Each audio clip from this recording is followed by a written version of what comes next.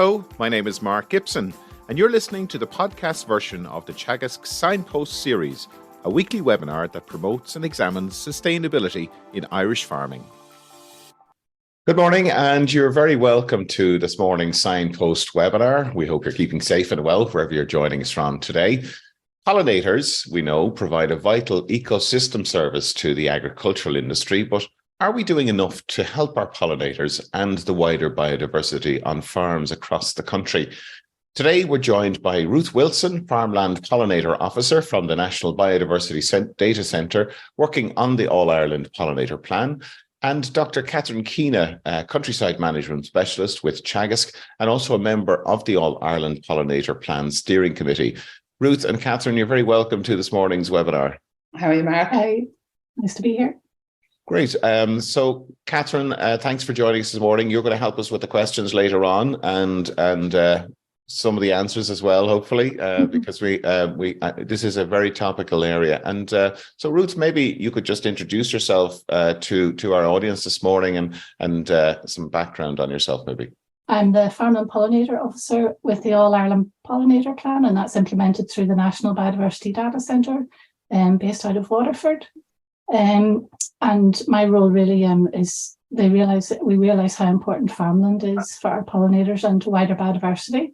So it's a very interesting role, and just to engage with farmers as much as possible.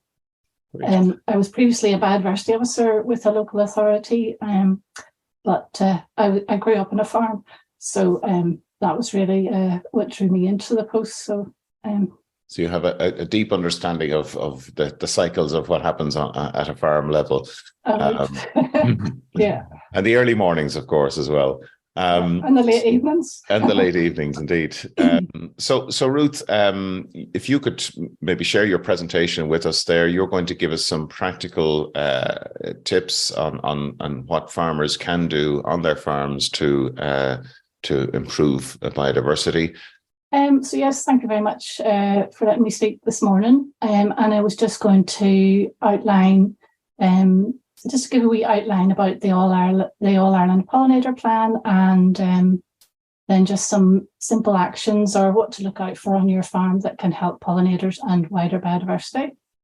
And just to thank the Department of Agriculture who fund the post within the Biodiversity Data Centre and supporting the All-Ireland Pollinator Plan. So just looking at Ireland and the wonderful biodiversity that we have, we've over 30,000 species living in 117 habitats. So it is very biodiversity rich in Ireland, and it's wonderful if we can, help that biodiversity, because it is in decline, and that's a huge problem. And we depend so much on it. So it's really working with nature to help it. The Pollinator Plan has taken pollinators as an important element in biodiversity. It's an easy tool to let us understand, the impact that we have on pollinators and wider biodiversity, and we can communicate that as a simple, clear message. We can also monitor the changes, and always protecting pollinators, and it's good for wider biodiversity as well. Sometimes it can seem complex what we're talking about when we say to protect biodiversity, but it's really just to break it down and make it as simple as possible. Just to run through some of the benefits of biodiversity, economy and wealth. In Ireland, you would know apples and oilseed rape as benefiting from the service of pollination, which is free. That benefits us, our economy and wealth. For our general health and well-being, then, we get a lovely wide variety of fruit and vegetables that are nice and plump and well developed because of pollination, because pollination happened. And then our wild plants also benefit greatly from the service of pollination, and that helps them become resilient. And also, we'll all be familiar with the lovely harvest at the end in the autumn that all biodiversity benefits from, fruits and seeds. just to say a wee bit about pollinators, we have over 100 bee species in Ireland. Some people may not be aware of that. So we have one managed honeybee that lives in a hive. Then we have our wild pollinators, which are the majority. We have 21 bumblebees and 80 solitary bees. And unfortunately, our wild pollinators are, a third of our wild pollinators are threatened with extinction in Ireland. So they're not doing so well. The honeybees are doing okay, and there's more beekeepers, so they're actually doing okay in numbers. And we do a bumblebee monitoring project that has shown that decline, and it's sort of 4% year on year, a decline. Even common species like the common carder bee is now showing a decline, and some of the rare bumblebees are showing severe decline. And this is really because a loss of semi-natural habitat and just a consequence of how we manage the rest of the landscape. So within the All Ireland Pollinator Plan, you may be aware, the first plan was 2015 to 2020, and we're now on phase 2, and that's 21 to 25. The momentum built up in the first plan, and it's just trying to push that forward and keep it going, and it's being supported by government, local communities, education authorities as well. So a really good momentum. The first objective is farmland, to make farmland more pollinator friendly, and that's the team there. Dr. Una Fitzpatrick is the chair and manager of the Pollinator Plan, and myself as the farmland officer. And along the agriculture line, then we have an agribusiness advisor as well for the businesses that are on board. And in this new plan, one of my roles is really a lot more direct engagement with farmers out on the ground, chatting to them and supplying information, directing them to get information, and training as well, and develop more evidence-based resources. We'll also be doing, as part of the data centre, we do an annual farmland festival. So that takes place in May, and definitely one to look out for on social media. And it's a lovely project to get engage with and support. And it's really just to celebrate the lovely biodiversity, amazing biodiversity that is on farmland. And also the track changes. The project started last year, a pollinator monitoring scheme that will be monitoring across Ireland how our pollinators are doing. I just mentioned quickly an EIP project, Protecting Farmland Pollinators. It's run out of the National Biodiversity Data Centre, and it's looking at whole farm pollinator scoring, results-based, and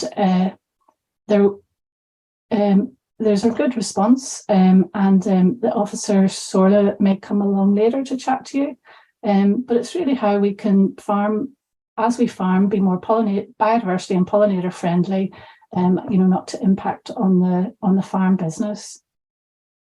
And there's going to be some lovely resources produced through this project. We've already got that. We're creating solitary bee sites on the farm. There's a lovely farmland hoverflies and farmland moths posters. So watch out for the resources coming from this project. Just to say about our bumblebees, and this is our 21 bumblebees.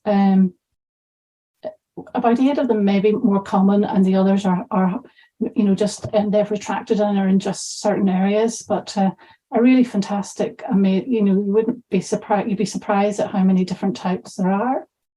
Just to say a wee bit about the bumblebee life cycle. They come out, so this is a lovely time actually to be keeping your eyes peeled for them now. They come out of hibernation. There's been a few spotted already, so definitely a good time to keep an eye out. And anything that's flowering early, so willow and dandelion. If you look around your farm yourself, you will see those just starting to come out, and that's where the pollinators will head. So they need food early. They need a nest site. Then when that queen gets her food, she will be looking for a nest site to set up her nest for the year. She will put food in the nest, and the young, then she will lay eggs, and they will become the female workers, and she will stay and keep laying eggs, and the female workers then will be looking food. After the cycle, there's just a fresh queen bumblebee will hibernate over the winter. So she needs food at the end of the autumn. So late flowering ivy, knapweed, anything like that is fantastic. And then she'll find a safe place to hibernate. This is our amazing 80 different types of solitary bees. Come in all shapes and sizes, and once you start looking for them, actually, you get your eye homed in. Some can be quite small, but fascinating little bees. And again, their life cycle, they come out early, and they come out at different times and have different food. They'll go for different food. There's early ones are just feeding on willow, and then late ones just feeding on ivy. So nature is all keyed in together. They'll need a nest site. Some are cavity nesting, so you could supply a log, and there's details on our website on how to do this through the EIP project. And that's the cavity nesting ones. And then there's most are ground nesting, that wee diagram of the tunnel. So she does a little tunnel and puts an egg and a little parcel of food in the tunnel, and the young will stay there till now, and they'll be thinking of coming out as it gets warmer. Just to say a wee bit about how far pollinators travel, and that helps us understand really why we need to be flower rich across our landscape. So there's the bumblebee, can go about 1 kilometre from the nest site foraging out. In general, go about 1 kilometre, and then the little solitary bee just goes a few 100 metres, so it doesn't fly far. And a study has been done that if the solitary bee has to go further, it will reduce how well she can produce and rear, have your little eggs with a food parcel. So it's very important. Also, just to say, one of the main things is that we need flower in our landscape from early spring to late autumn. So, you may think just get summer, lots of flower, but that early flower and that late flower is so important. And those are some of our lovely native species just at the bottom there that with nature's timing, they come out at different times of the year. And just to mention that hoverflies, we've over 180 hoverfly species, and they're very, very varied. And you would see them around the farm if you take a look. Not to compete now with the barn owl from last week, the wonderful barn owl presentation from last week, but this little guy is the marmalade hoverfly just on that dandelion, and he's coined the farmer's friend in the insect world. So that's his larva. I don't know, you can see it circled in red. So he's an aphid muncher. Absolutely, the female will find the aphids and lay her eggs there. So the wonderful predator control for the farmers. And they're so varied, and some of them are very important in recycling organic matter as well. Then just to say, our wonderful moths as well, they complement the daytime pollinators. If you can think of honeysuckle being lovely and scented in the evening. So that's the honeysuckle is dependent on bringing in nighttime pollinators.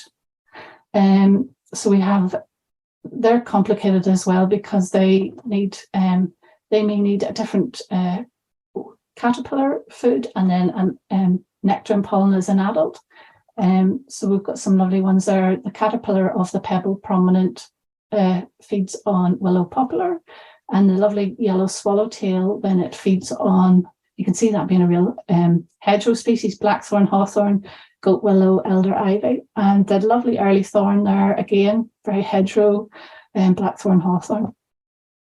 I was just putting up this wee 6-spot burnet moth to explain that stripy caterpillar will feed on the wee yellow plant, which is bird's foot trefoil.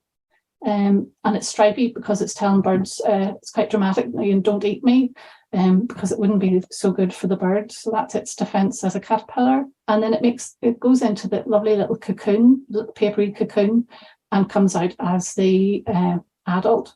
And the adult then feeds on, that's on knapweed there, and it'll also feed on vetches and stuff. So they need different plants at different times. And then we have other insects that help with pollination, butterflies, beetles, wasps, and ants, and that will also help with pollination. And then just to see, to look at our landscape and farmland and what has happened in the last 50 years, it has become less flower rich, and that has affected our insect populations. So I'm just going to go through 10 actions here. I've tried to use as many photos as possible, just so that you can get an idea of what we're talking about. And that's to get food, shelter and safety in the landscape. I always say the first thing would be to, get a wee farm map and just see what you have on the farm, because you might be surprised what you may think is just a wee rough area is probably very good for biodiversity. So find the best places on your farm. Semi-natural habitat, that's maybe a big word, but it's just hedgerows, wetlands, woodlands, individual trees, meadows, pastures, anything like that. And it's keep those wee rough areas and maintain them. They may need a bit of help, a bit of restoration. And then the last thing would always be to create, but it's first to maintain what you have. I just running through some of the habitats there so you get an idea. There's a lovely hawthorn tree that is existing, fantastic tree, and they make a lovely tree. The middle photo there, that's a group of cherry trees, lovely wild cherry trees on top of a tillage field. And that wee corner is just lovely for biodiversity and pollinators. And then it depends, your hedgerow might be escaped, or any sort of a hedgerow, fantastic for pollinators, and get it in help, and if it needs a wee bit of work to make it better for pollinators. Wouldn't be so much now semi-natural grassland around, but if you have any, and even where you look for it, it might be in the corner of a field, a verge, wonderful if you can maintain that. It'd be a top habitat for pollinators. A wee wetland area, now that's maybe just a bit. That's an old drain there that's got wooded and lovely marsh marigold growing in it there. But any wetland area is also good, essential for pollinators and biodiversity. Non-farmed areas. I just stuck this one in. This farmer has the cow tracks in the farm. He's got some thistles growing there, so it's not being farmed, the area. And he actually named one of them Thistle Lane because it was. And the bumblebees there was a bumblebee on every flower, just fantastic. Then just to look at hedgerows, how important hedgerows are, and what you're after are thick base, foliage to the ground, tall, continuous without gaps. It's so important that they form a network really across your farm, sort of like a highway, and that helps. It'll help. You the value to your livestock with hedge, shelter, shade, and it helps with soil as well. So they're good for us and good for pollinators and wildlife. You could have a hedgerow tree in it, and then margins either side, not cultivated, is also good. It gives that boost to the hedgerow and to pollinators and wildlife. I was just going through some of the wee plants. If you're out, this is a lovely time of the year now to be looking into the hedge and see what you've got. Usually they're mostly hawthorn, whitethorn, and blackthorn. Hawthorn would be the dominant species. It's fantastic and makes a great hedge. But blackthorn and willow just coming out now. That's that early food that is fantastic for pollinators. I've put holly in there. It's always nice to have a mix. This is some of the plants I've just popped up to mix in with your hedge. Spindle, that's the wee delicate flower of spindle. You mightn't see it, but you might notice the little fruit at the end of the year, scarlet, pink, and quite, you wouldn't think that's a native plant. So a fantastic wee plant. elder, honeysuckle, gelder, rose, dogrose. So it's important if you can incorporate these into your hedge as well. Two species that may be overlooked, bramble and ivy. Bramble is fantastic. It flowers relatively early, and that goes through right to, I've still seen them flowering in October, even November. And if you watch a patch of elder on a sunny bank, a patch of bramble on a sunny bank, you hopefully will see bumblebees, and they just move from flower to flower. Amazing resource, as is ivy late in the year. And if you've ever looked closely into an ivy flower, they're really quite stunning. So two plants that sometimes we try to control around the hedgerow or farm, but if you can leave areas, fantastic. Then just in the management, A-shape's best, that to get that nice thick bottom. And if it's an escaped hedge, this is a wonderful escaped hedge here in the image. And it may be that you don't cut it because it's so valuable as it is, or you may need to do a wee side trim if that's what you need on the farm. And moving into the pollinator-friendly trees, again, I've mentioned willow again. Other wee pollinator-friendly trees would be crabapple, again, the hawthorn, I've mentioned that, wild cherry as well, and rowan. And that's just the form that the pollinator-friendly trees tend to be a nice form. You know, they're a nice, compact, small tree. There's a hawthorn and the cherry. Willow, now, the different willows, some can be a bit scruffy or whatever, but this willow here has formed a nice, a nice shaped tree. And the rowan also does, or mountain ash does a lovely upright form. So they're handy to, pop in round the farm. I just mentioned the wildflower areas. If you have a wildflower area, fantastic, and we'd love to hear about it or send us a photo or whatever. But they're probably not so common now, and it's just the best habitat for pollinators. We've done a wee leaflet that will be on the website, just on celebrating the wonderful Ireland's lovely meadows and pastures. So have a look at that on our website. And then just really allowing wildflowers to grow around the farm. We mentioned this non-farmed area, so that's a win-win for both of us. Maybe just to have those areas. That's a field margin. They're on a tillage farm, the first image, and they had been cultivating right up to the edge. They've moved out. They see the value now of moved out, and that farm has stopped using insecticide. So that wetland, the third image there, where you see a bit of a ditch going through the farm. You can see how wild that is, wild and woolly it is in there. So that farm is in particularly trying to get habitat for hoverflies and other species. So they know to leave those areas to let the beneficial insects. And we may look at an area, put that little middle picture in, you might think, what's that? It's not very important, but if you look into that, that's got some lovely native plants, and that is so valuable. You might want to cut and lift it once a year just to keep it going. The last wee image there, it was actually a silo. You know how the tires on the silo, and lo and behold, there's a lesser celandine coming through. So wildflowers pop up everywhere, just to be valued. And I've just put a wee image there. That's from some of our resources just on the different wildflowers that you might just get to see around the farm and to be encouraged if possible.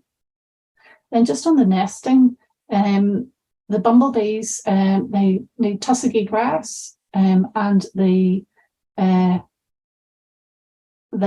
solitary bees, they go for the cavity, some are cavity nesting, and bare soil is for the solitary bees. Some of the solitary bees, most of the solitary bees will be bare ground. So that's the type of habitat they need. The EIP project has produced this lovely How to Create Solitary Bee Nests on Your Farm, which the farmers have helped to write. So that's a really good resource as well, if you're interested. Just to mention about overwintering, and also those hoverflies that I mentioned that are so important. what insects need in the winter. They need a bit of I would call that, if you call that texture or scruffy, so a wee bit of habitat there for them to hide away and to protect them in the winter.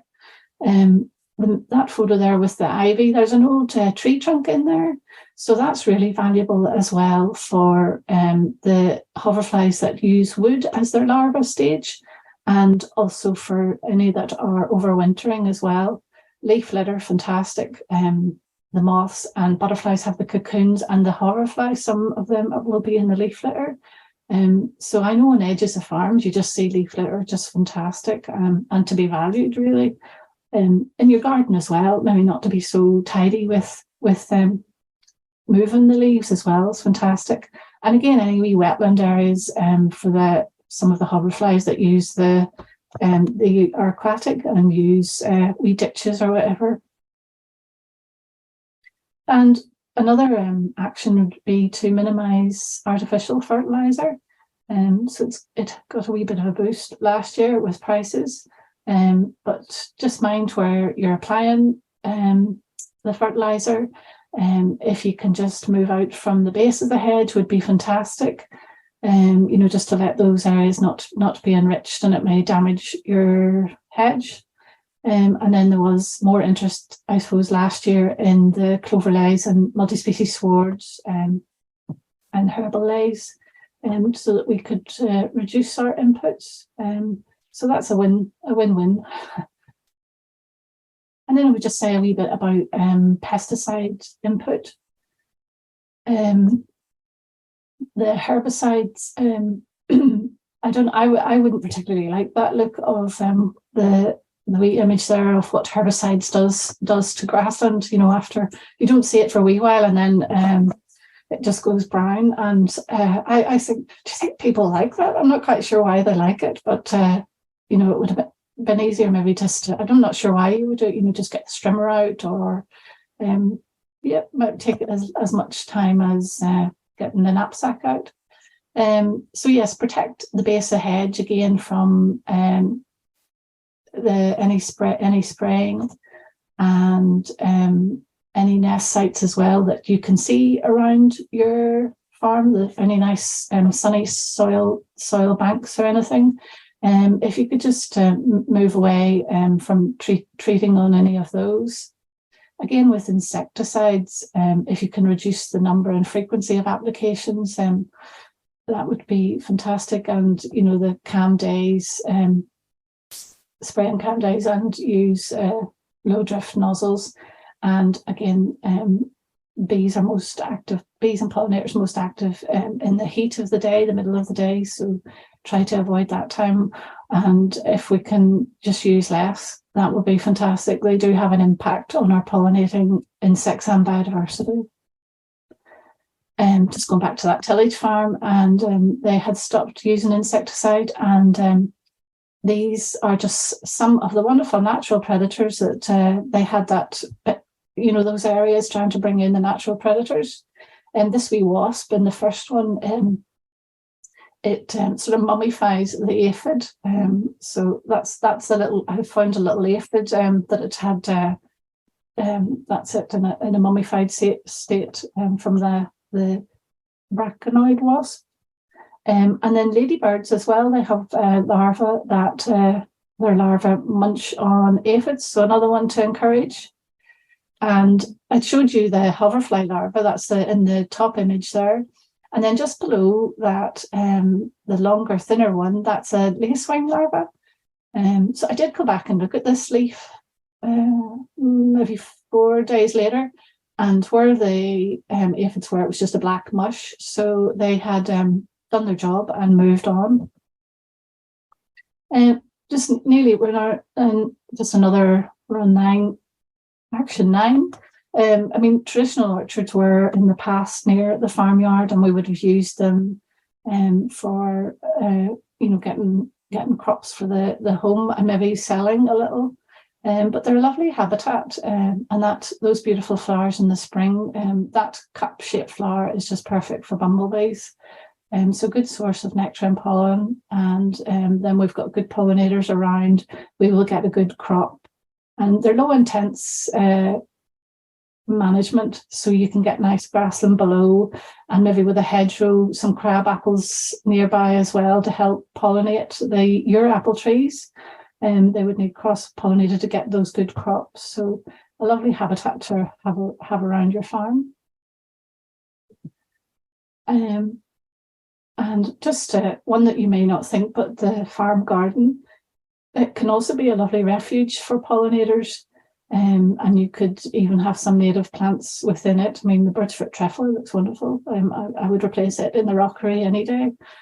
So just what you do in your garden is also can be, beneficial.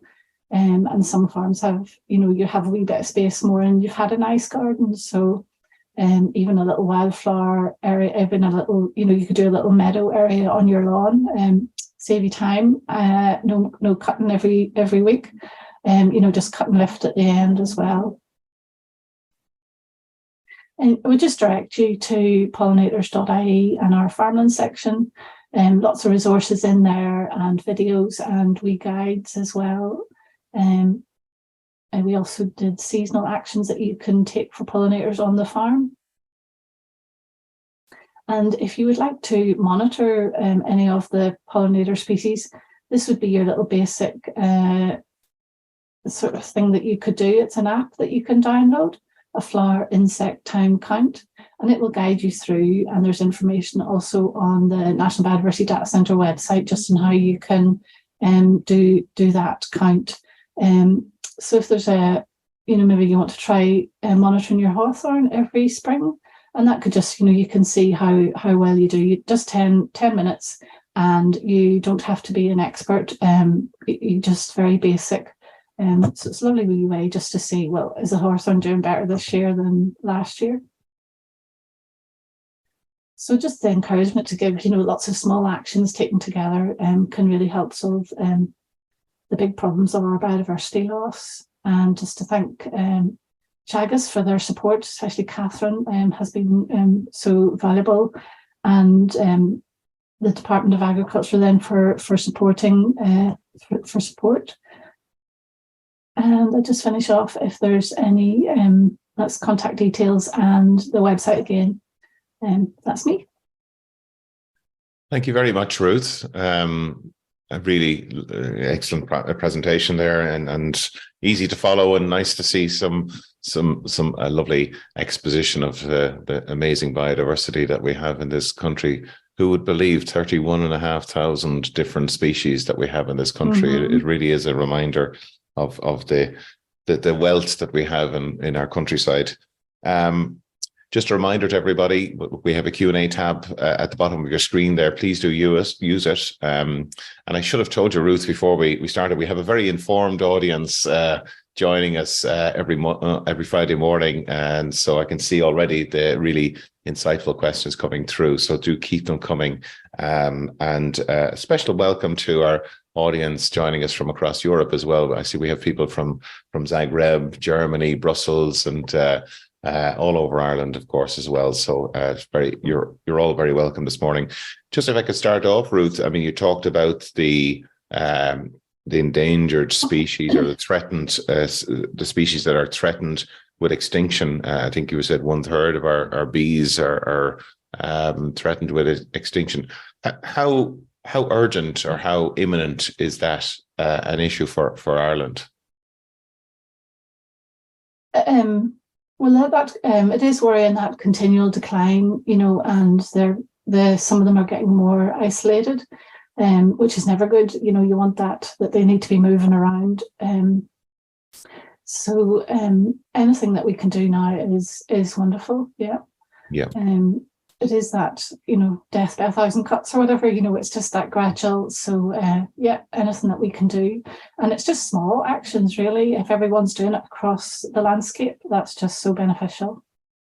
And it is, look, we sometimes forget, we hear about climate crisis, but we are also in a biodiversity crisis that is sometimes overlooked. Catherine, a lot of really excellent questions coming through there, but maybe could you tell us about your own role there in the All Ireland Pollinator Plan and what's happening from a Teagasc perspective?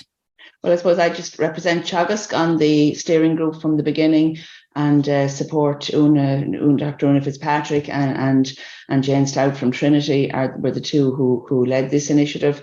And, there's a body, a group then on the steering group which support them and help them. But of course, Teagasc has a huge role in getting the message out to the right people on the farmland side. The All Ireland Pollinator Plan obviously covers lots more than farmland and is extremely valuable there, because I think the problem we often face in farmland is that people see things being done in tidy towns and by councils and assume that that's the right thing. So we need farmers, for us to progress in farming, we need the general public to understand, and the All Ireland Pollinator Plans works with all those different groups. So if everybody understands then why the farmer is leaving the margin, to grow rather than spraying it or having it as a lawn, then they understand it's not, a lazy farmer. So I've always found that, farmers do what they think others want them to do.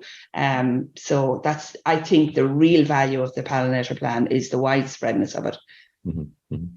Yeah, no, I've seen some photos on Twitter of the yellowed grass around along verges, and I've seen other farmers calling it out, in fact, and saying, look, this isn't necessarily the way to go. So it's good to see that level of awareness out there. Ruth, just before we go to questions, you mentioned a festival of biodiversity that's taking place at the start. Is it the May bank holiday weekend? Is that the month of May? The month of May. So from the 1st of the 31st of May. Have you any details you can share with us at this stage? No, just keeping a lookout on social media. Okay. Yeah. Great. Yeah, no, that's maybe something we can look at closer to the date. So Catherine, questions, really extra questions coming through there. Questions, and I suppose the old chestnut, Ruth, coming through. They've been so inspired by the lovely pictures of the meadows you have shown. People want to plant them. So, what planting on farms? Can you comment or give your recommendations on that? Planting flowers on farms. The pollinator plan wouldn't recommend that you plant. We would recommend, a low input. So just, move back from the area, stop putting any enrichment in it or any pesticides, and cut and lift and just patience and see if it will develop. And it will have some plants pop up that farmers may not be so fond of, but it's just to give it time and let it the enrichment go out of it. And a related question, Ruth. Sometimes people, if they have inherited or come across those beautiful fields, they think we'll put a fence around them and we won't touch them. Can you comment on the need for the management? Yeah, I think you touched on it in your talk, that they need species rich grassland or pasture. Yes. Yeah. If it's good, you gotta look at how you've been managing it, because we do have the knowledge, and obviously that who the farmer has been managing it in the right way. So I would continue that management. If it's cut and lift, usually at the end of the season, if the farmer wants to take a hay crop, it's usually July that would be cut and lift, and then if it's an area that you want, just depends on what the farmer's doing. But the later will be more beneficial to pollinators. But we have to work with farmers. Okay, but the key point is that it does need to be cut, or it will turn into scrub and you lose the flowers. Is it? Yes. Yeah. And another very good question, not so much on the meadows, but maybe on those areas around the farm. At what time should you trim, the growth on these, let's call them margins or something, to minimize interference with invertebrates in dormancy? Well, if you're the field margin, a sunny field margin is going to be the best for the feeding pollinators. So you if we would recommend end of the season, sort of September, cut and lift if that's possible, or move the fence back and let it graze off, whatever's handy for their system. Then the north side, you could leave an area that you're just cutting them every other year, or that's where the hibernating insects would head, the cooler parts of the field margin, so that they don't wake up too early in spring. But the cut and lift's great on the sunny margin, just to let that develop.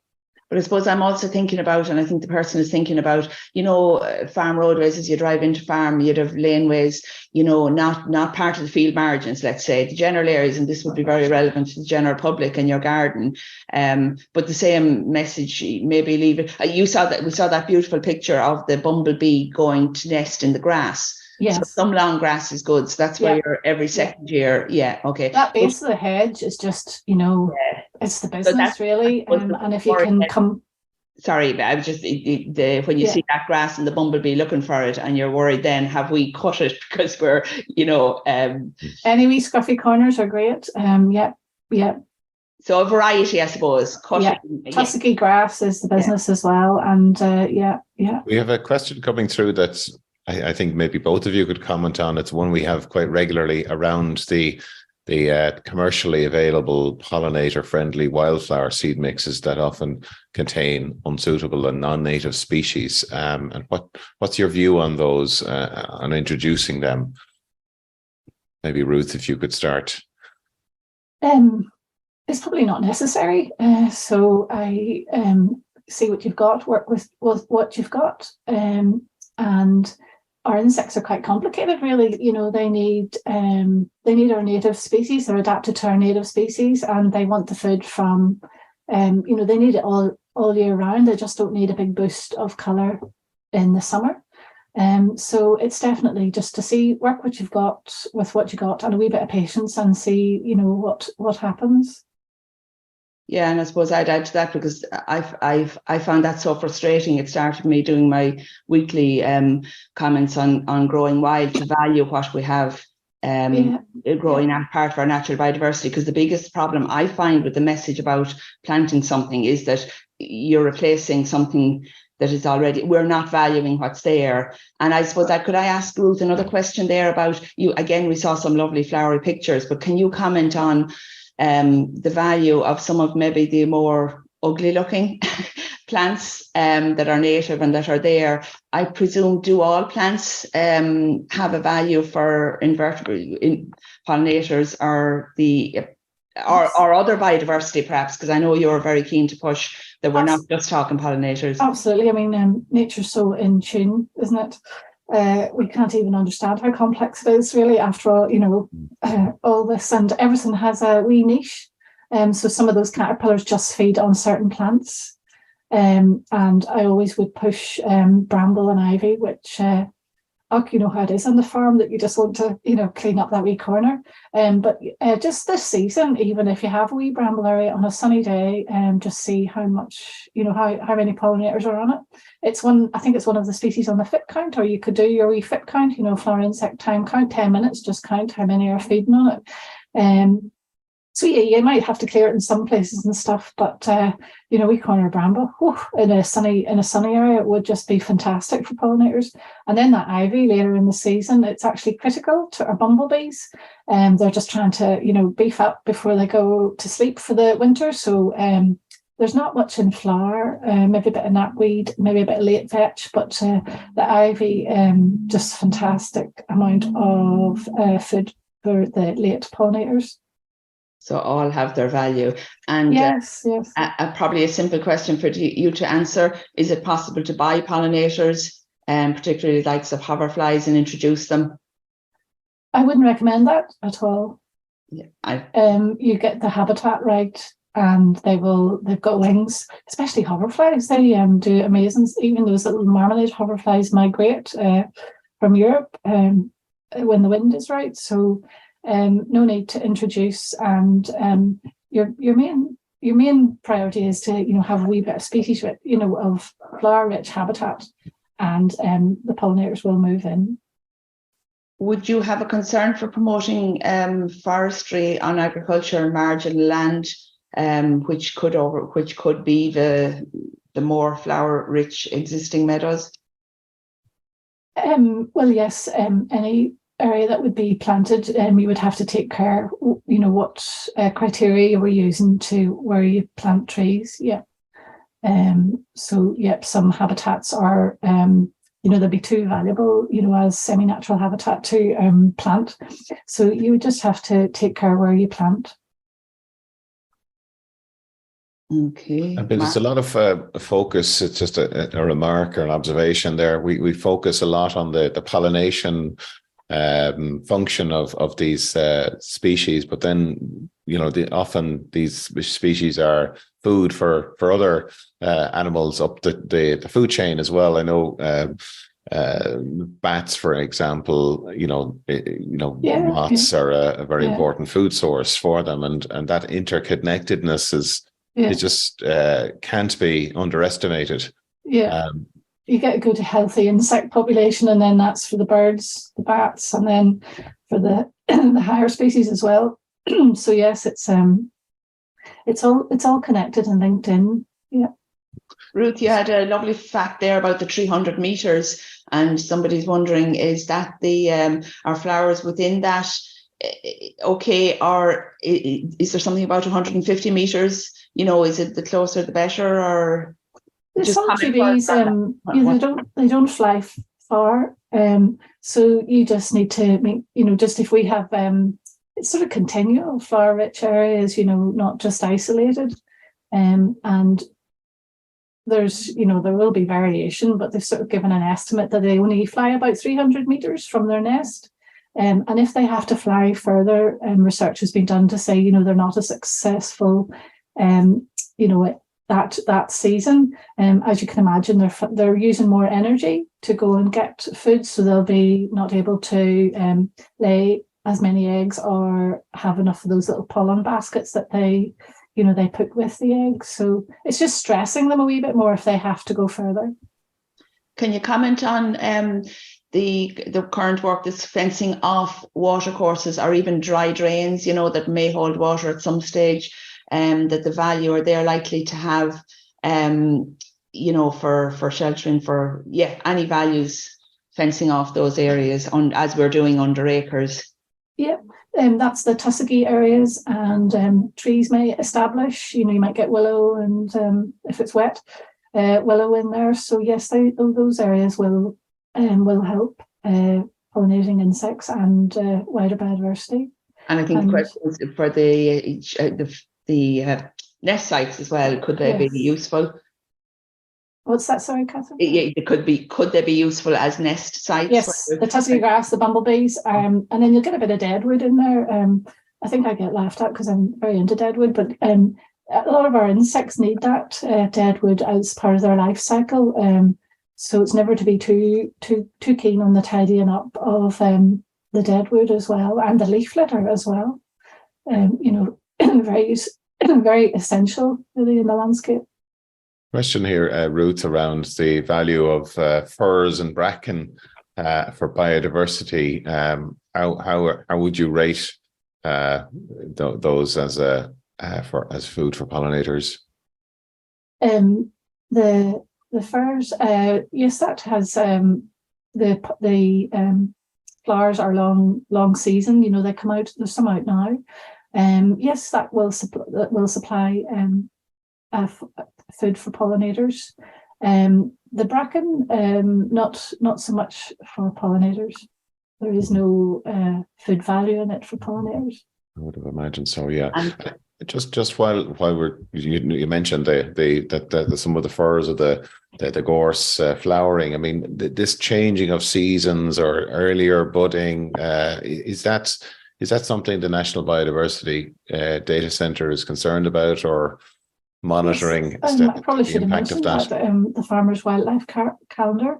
It's happening now. So if wonderful if you can put your records in of when willow first. I actually don't remember the species, but if you go onto the National Biodiversity Farmers Wildlife Calendar, and the blackthorn will be one of them, and it's just when those things are starting to flower, and I think it's on its 3rd or 4th year now. and then we'd be able to build up information on, what changes. And we would be concerned, if those change so much. And when insects come out, just with a bit of, is the term climate chaos, just with a wee bit of change predicted for the future.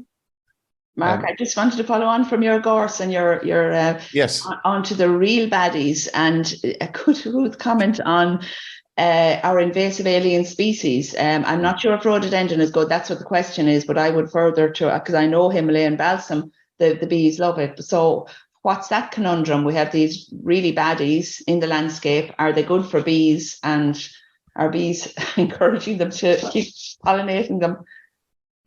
Well, our stand on that would be, if you can control them and remove them, that would be more beneficial as a whole to biodiversity in the landscape.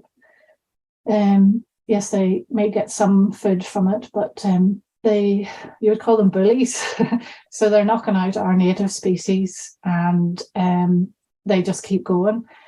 So it's good to get them quick, not let them get established, because it can be so much work to control them, and be careful how you control them. Go to the data centre invasives section, and lots of information on what you can do there. But it's definitely, and there's other impacts they can have. For example, the balsam, if it's they like the wet, and if it's on a riverbank or whatever, it's like it's related to the busy lizzie, so it just melts in the winter, and that can leave your riverbank exposed, and cause problems. So whereas our native vegetation would stay put and nice root structure and keep a nice firm bank. So nip it in the bud, I would say, anything that's popping up that's on that line. Just a question for Catherine and Ruth, you might want to join in on this one, but what sort of financial supports are available to farmers for creating habitats or supporting biodiversity on their farms? We have, I know the acres is probably the main vehicle for that. Well, the acres, at the end of the day, it covers so many farmers and farmland. And again, Ruth might be interested to comment, because I'm not sure if she knows the details. I'd be very familiar with them, and I'd be very happy with the actions, in particular the move towards the grass margins, fencing off the margins along hedges. I don't know how popular it will turn out to be. I'm a big advocate of it, following on from what Ruth is saying, but fencing off the margins, and fencing off the water courses, like just leaving space to nature, and then managing it, cutting all right. So acres is the big one. Ruth, any other sources of help for farmers financially? No, acres as there's the hedges, the margins, and there was a wee option for traditional orchard, establishing a traditional orchard if Beautiful. You wanted. So there's just definitely to get advice if that would suit your farm. Yeah, and I think the point should be also made that a lot of these measures don't cost a lot of money, and absolutely, that maybe it's a case of just being a wee bit more aware. Yeah, absolutely. So, just the role of beech hedges, not a native. Where does that fit in for bees? It'll not benefit pollinators as much. There's no flower or food value there for the pollinator. So just those native species are wonderful.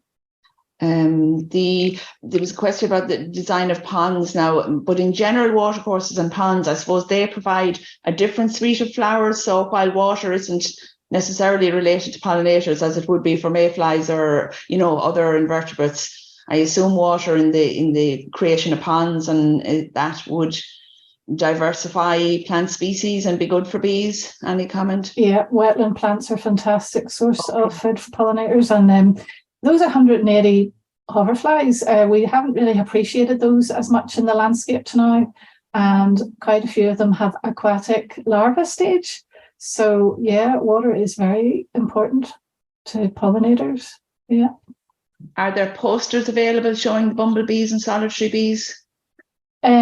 Yes, there are. You can go to our website. There's those two posters that I showed in the presentation. you can download them, or if I'll be taking some of them around some of the events this year, so have a look out for the pollinator plan at any of the Teagasc events or the likes, or Ploughing Championship. Yeah, maybe that's something we should consider, because I know a lot of people have inquired as to where they can get access to those posters. So yeah, we could use our Teagasc network to get some of them out as well. Maybe that could be something we could do. Look, we're coming close to the end of the session, and but with just a few last questions there. There's requests for information about the removal of furze. There, is that still required for farmers to remove furze, or is it now recognised as an important pollinator-friendly species? There's been quite a few changes around that whole ineligible spaces on farms. Catherine, maybe you'd like to comment on that. Yeah, I think this year the schemes will allow more areas on the farm, up to 50% of a parcel, which may not be eligible, will mean the parcel will be eligible. So that's a huge change. I suppose furze, I don't know, would Ruth agree? Like, furze can be good, but I don't know that we want areas. Furze can be invasive too and nothing else grow. So while furze are a hedgerow plant and they are native, it's a bit like hazel and burn. We don't want to see too much of anything. Would that be fair, Ruth? Yeah, and just in the wrong place as well. If it's it can get. I think that's why it gets out of. Out of balance. So yeah, just be careful. Might need to be kept in check. Okay, great. Well, look, I think we have got through most of the questions this morning. So sincere thanks to everybody who submitted really excellent questions this morning. Ruth, thank you very much for really excellent presentation. Lots of compliments coming through in the Q&A session as well, part this morning. So, and Catherine, thank you very much for your really insightful knowledge with all of these this area. You've been working this area a long time, so it's great to have your experience both with the actual science and also the policy and scheme side of things. It's great to have that knowledge available to us. Just to say thank you to Yvonne Maher in the background, and Andy Boland and Pat Murphy, our series coordinators. And next week we'll be joined by Daniel Henn from Solihead Farm, attached to Teagasc Moor Park, and Daniel will be talking about scenarios exploring the national herd and grassland management targets to achieve climate targets. So that's next Friday morning. So with that, I want to say thanks again to everybody for joining us, and we'll see you next Friday. So enjoy the weekend. You've been listening to the podcast version of the Teagasc Signpost Series, the weekly webinar that promotes and examines sustainability in Irish farming. Don't forget to join us live every Friday morning for our latest webinar. For more, visit teagasc.ie. And you can also rate, review, and subscribe to the Signpost Series on Apple Podcasts, Spotify, or wherever you get your podcasts from. I'm Mark Gibson, and thanks for listening.